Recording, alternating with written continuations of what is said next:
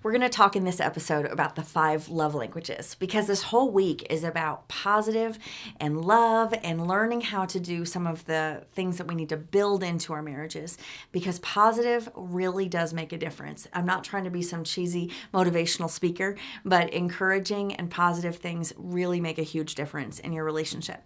So The 5 Love Languages is a book written by Gary Chapman. It's 20 years it's been around and it's still incredibly popular. And that's because we believe there are some principles here that you really want to grab onto. The premise is that there are these 5 different languages that people speak. We all need all 5 of them. But there's usually a primary or secondary way that you especially appreciate being loved. So let's talk about what they are. And as we are, think about which one you think you are and what, more importantly, how to love your spouse well. The first one is words of affirmation. This is when you are really encouraged. It just builds you up to hear people speaking about things that you've done well or things about your character that they love.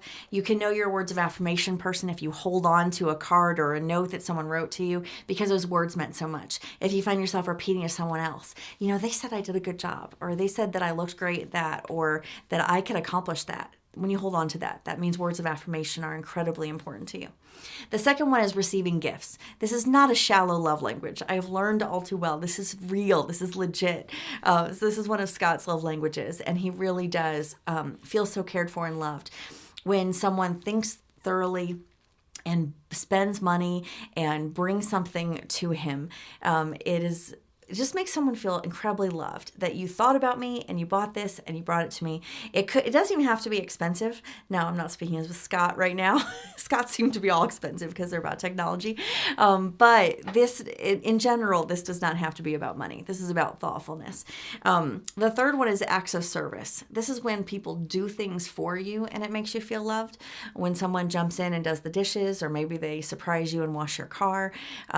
This is someone serving you and caring for you in that way. Acts of service fill your love tank. Then you know you're acts of service. And I'm an acts of service girl. And that's the way my family showed love to me growing up.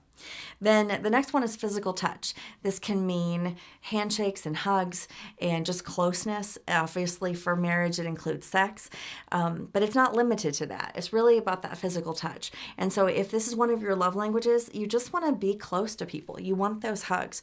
And if someone is upset with you and they withhold that physical touch from you, it's very, very hurtful to you, and it impacts you even more. Then the last one is quality time.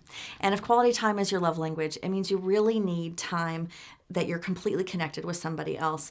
And that means that they are maybe looking in your eyes, it means you're really having some special time. But it also could mean that you're just off to the movie together, going to the zoo together.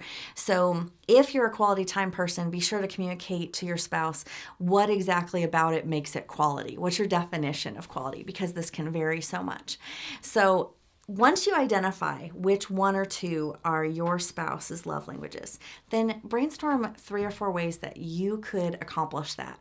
And if you have certain ways you've been using over the years, we encourage you to push past that. Brainstorm a little bit about what else you could do that you maybe haven't been doing that would show love.